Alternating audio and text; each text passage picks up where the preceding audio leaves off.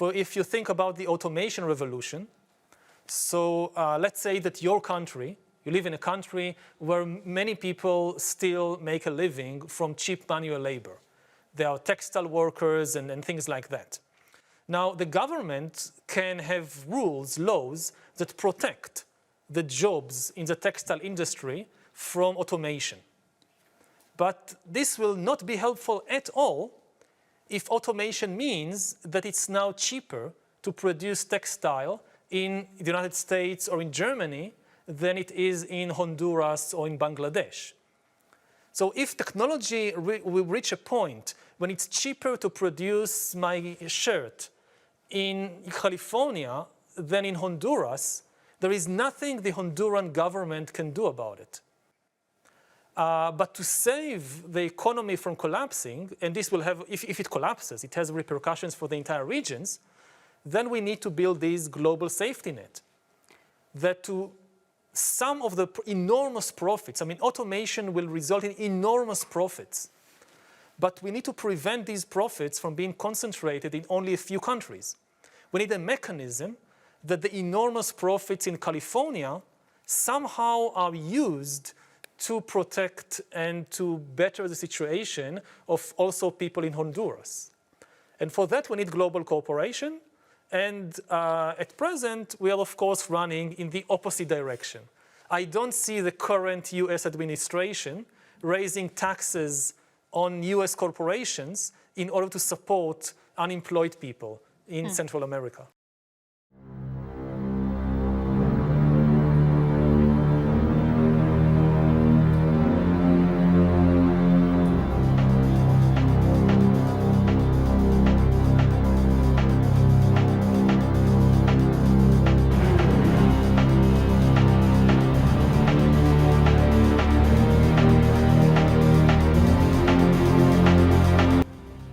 E é interessante aqui as 3 leis da robótica, né? As 3 leis da robótica de Isaac Asimov. Aquele filme do Eu, Robô, do Will Smith, né, tem ali a sua origem no livro Eu, Robô, lançado em 1950. Vou ler aqui essa matéria do site Netmundi. Para a maioria das pessoas, uma inteligência artificial consciente é uma mera ficção científica. Contudo, muitos cientistas e filósofos começam a dar maior atenção ao tema, principalmente depois que as máquinas e programas cada vez mais sofisticados passaram a ocupar mais espaço na sociedade. Todavia, antes que essa preocupação surgisse entre os pensadores, o escritor Isaac Asimov se antecipou ao debate criando 3 leis da robótica em seu livro Eu, Robô, lançado em 1950. As 3 leis da robótica criadas por Asimov são: um robô não pode ferir um ser humano ou permitir que um ser humano sofra algum mal. 2. Os robôs devem obedecer às ordens humanas, exceto nos casos em que essas ordens entrarem em conflito com a primeira lei. E 3. Um robô deve proteger sua própria existência, desde que não entre em conflito com as leis anteriores. Na época em que Asimov elaborou essas leis, o imaginário popular sequer poderia conceber as máquinas de hoje. Porém, a evolução especial da tecnologia digital, inclusive programas de computador criaram outros programas, acendeu o sinal de alerta. Deixa eu ver aqui. Gerando dependência quase absoluta. Deixa eu ver. Com o avanço da inteligência artificial, o ramo do risco de transferir também decisões pessoais a máquinas. Vai aqui, ó. Para o filósofo da informação Pierre Levy, é um erro tratar a tecnologia como algo externo, assim como falar de seus impactos na sociedade como resultado de algo que não criamos. Nós criamos a tecnologia e a relação que temos com ela depende de nós mesmos. As 3 leis da robótica são um exemplo de reflexão sobre um futuro cada vez mais dependente da tecnologia. Pois bem,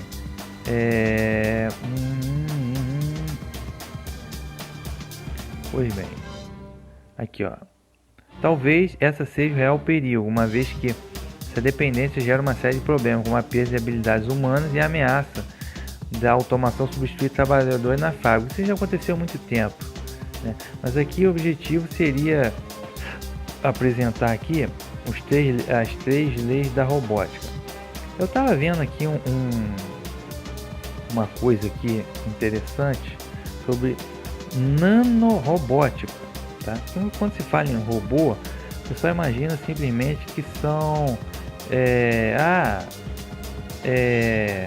robô grande, né? O pessoal não imagina que pode ser nanorobôs, né? Vamos entender. Eu tava vendo aqui um vídeo aqui sobre Gang Stalking, né? MK Ultra, controle da mente, enfim. Que tem aqui reuniões da associação, que eu participo inclusive, da Associação Brasileira de Vítimas de Tortura Psicoeletrônica, né? Enfim. E um dos vídeos que me passaram tinha esse link aqui, ó, interessante, ó. Cientistas propõem colocar nanobots. Nanobots são robôs em tamanho nano, tá? Em tamanho nano. Nanobots. Cientistas propõem colocar nanobots em nossos corpos para criar super cérebro global, tá? É o que eu já falei nos demais episódios sobre a marca e imagem da besta, a BrainNet, internet cerebral, tá? E todo mundo conectado via internet das coisas, então, e pensamento de colmeia, né? Tô falando de conceitos muito avançados para, inclusive para a tecnologia que temos hoje, inclusive, e conceitos que são ultra avançados para o imaginário popular de hoje, né? Para o conhecimento popular de hoje. Mas são coisas que vão acontecer. Então o cientista propõe colocar nanobots, são nanorobôs, em nossos corpos para criar super cérebro global. Notícia de 2019, né? Notícia de 3 anos a mais, 3 anos atrás. Uma equipe propôs o uso de nanobots para criar a internet dos pensamentos, onde o conhecimento instantâneo pode ser baixado apenas pensando. Isso aqui é futuro? Não, mentira, isso aqui já existe, tá? Como disse lá na parte 1 do episódio sobre a tecnocracia, o próprio Yuval Harari disse: o ser humano se tornou hackeável, que nós temos a prova aqui, intensa prova social, tá? Que nós temos aqui no vídeo. Inclusive eu sou um dos fundadores da Associação Nacional de Vítimas de Tortura Psicotrônica, pessoas que já têm um cérebro hackeado e são torturadas com isso daqui, tá? Que é o Big Brother de George Orwell, livro 1984. Então aqui no meu canal, você pode acessar o canal aqui também, ó, da Associação Nacional de Vítimas de Tortura Psicoeletrônica, tá?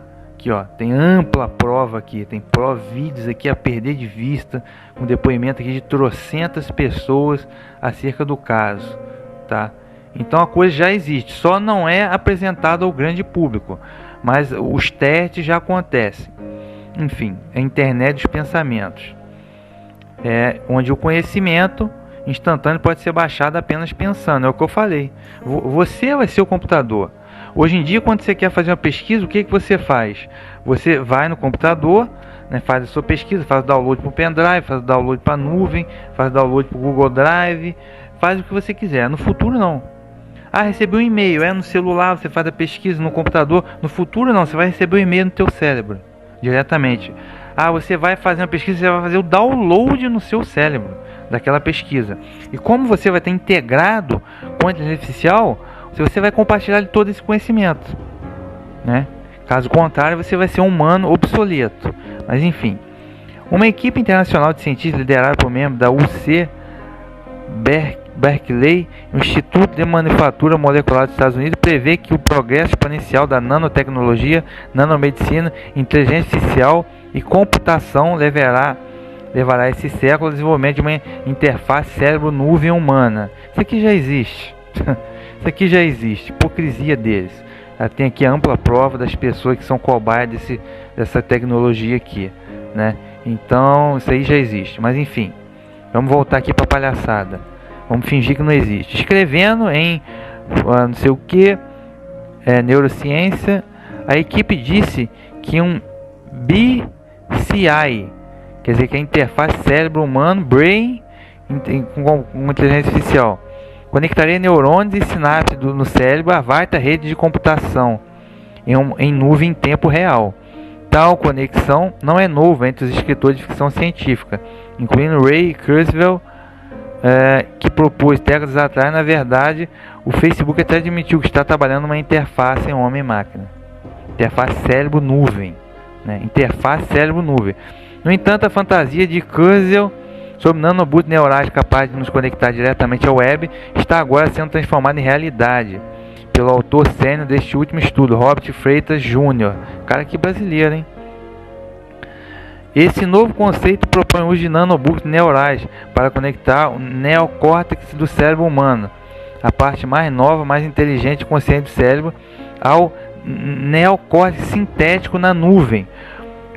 Os nanobots forneceriam então monitoramento e controle direto em tempo real de sinais de e para as células neurais. É o que eu estou falando. A própria mente do ser humano vai estar conectada à imagem da besta, tá? Internet cerebral, pensamento de colmeia, tudo isso eu já estou falando, tá? Então, a teoria da conspiração aqui, o próprio cientista aqui brasileiro, Robert Freitas, participando, né, da situação.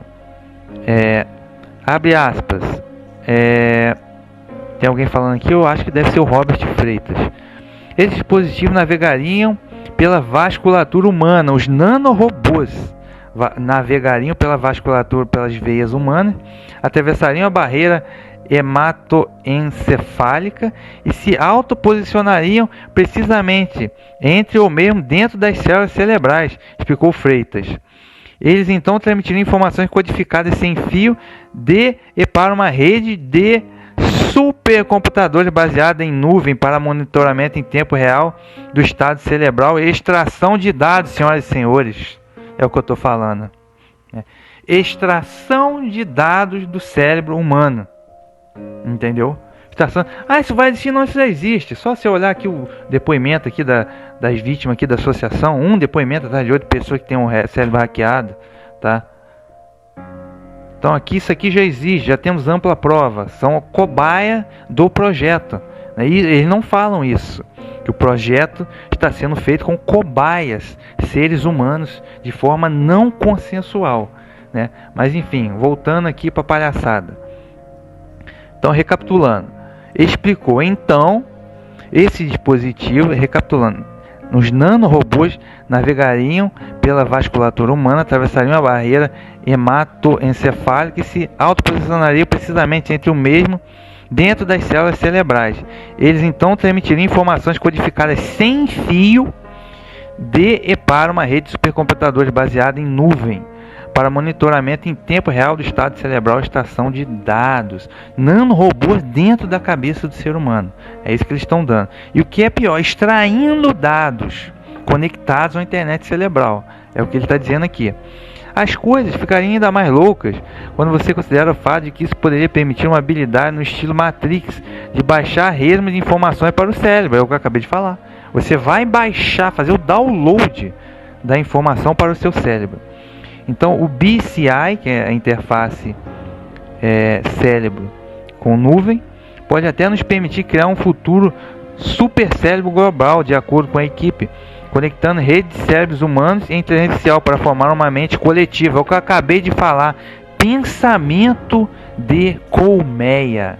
Eu falei isso várias vezes no episódio sobre a imagem da besta. Estou falando que várias vezes a fusão do cérebro humano com a inteligência artificial com a imagem da besta. E como será possível toda essa fusão?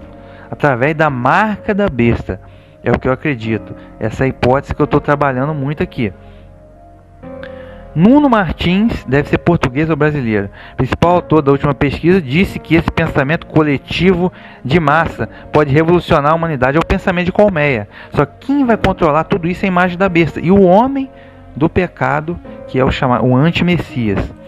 Essa cognição compartilhada pode revolucionar a democracia, aumentar a empatia e finalmente unir grupos culturalmente diversos, uma sociedade verdadeiramente global, disse ele. Ou seja, é o controle do ser humano, é o controle da mente do ser humano. Quem viu o filme e o livro 1984, Big Brother, George Orwell, polícia do pensamento, conversa fiada. A humanidade melhor, humanidade que todo mundo está integrado, humanidade que todo mundo é feliz, coisa nenhuma. É a escravização do cérebro humano, simples assim, é controle total do ser humano, não só um controle físico, mas um controle mental. Esse é o projeto de poder desses caras. Deixa eu só... Meu computador está acabando aqui a energia, tem que conectar de novo para a gente voltar aqui a situação. Mas enfim, retomando aqui, tá? Então você acredita em filme de Pokémon? Ah, não, tudo é pelo melhor. Não, é pelo melhor. Tá? Aí vem o Elon Musk aí com o Neuralink, né, o chip no cérebro, né? E tudo é pelo melhor, o mundo é cor de rosa. Eles querem isso para fazer uma humanidade bonita e feliz, coisa nenhuma. O que eles querem é perpetuar no poder, tá? Então eles vão usar a tecnologia que ninguém conseguiu usar anteriormente para se perpetuar no poder. Controle do cérebro humano, ou seja, controle total do ser humano. Unir culturalmente,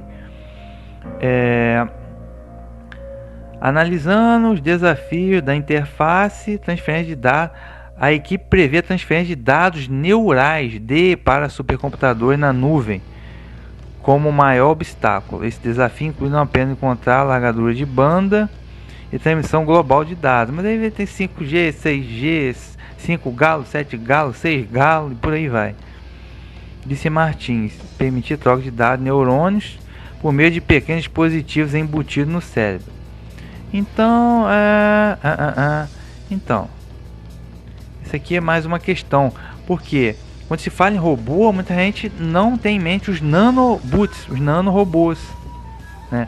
Muita gente não tem em mente também os biobots, que são organismos biológicos, porém que são programáveis. Eu vou ver se acha alguma coisa aqui sobre os biobots, né?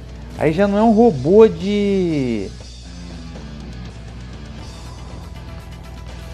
gente não está de um robô de metal, né? Vamos ver aqui se acha alguma coisa. Porque tem a questão dos biobots também.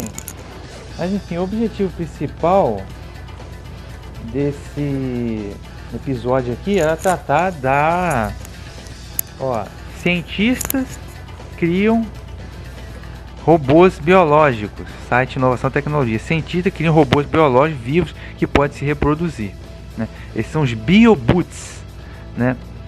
Os robôs feitos com célula de pele de sapo encontraram outras células e vão montando um novo indivíduo em sua boca, né?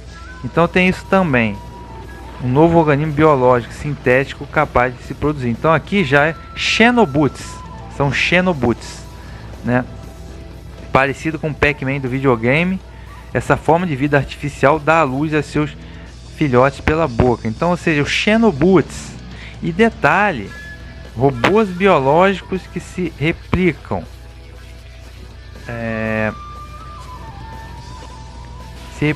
E detalhe, ele já consegue até programar algum desses aí, ó, robôs biológicos para a medicina, né?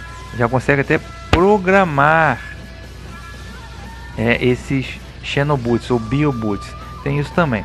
Mas o objetivo principal desse episódio aqui é tratar realmente a questão da robótica. Então, vem que eles vão dando afeições aí humanas aos robôs para poder promover uma aceitação dos mesmos, né?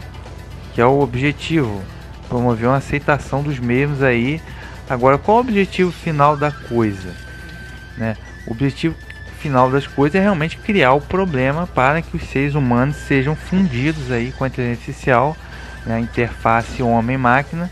Esse é o objetivo, tá? Então, os robôs em massa vão ganhar terreno aí na sociedade até chegar a esse que é o objetivo deles, ok? Então, vou terminando aqui esse episódio e sobre a imagem da besta nesse futuro tecnológico, robotizado, até chegar ao ponto de amalgamar ou fundir o ser humano com a máquina, tá? E é a questão da marca da besta. Então vou terminando essa parte 3. Na próxima parte nós vamos estar tratando aqui do transhumanismo, que é o conceito final da coisa.